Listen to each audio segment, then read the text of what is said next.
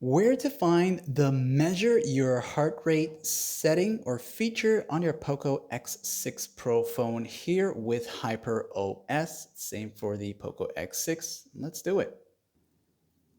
To find the heart rate measurement or measure your heart rate feature here, use the quick panel access, go to the settings here, and within the main settings of your Poco X6 here, you will use the search settings and type in the words heart rate. That's the fastest way to find this feature here. It is part of the additional settings and it'll take you there. So from here on now, you'll see this here. And if it is your first time using this here, you'll need to set it up by pressing start.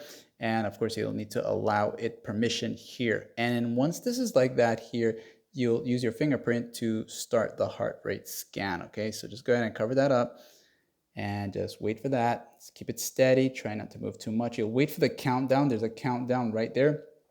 And then it's going to show you it right there. It's not the most accurate one out there on the planet, but it just gives you an idea of what's going on, okay? But hey, ladies and gentlemen, if this tutorial was cool and helpful in any way, let me know in the comment section, like and sub.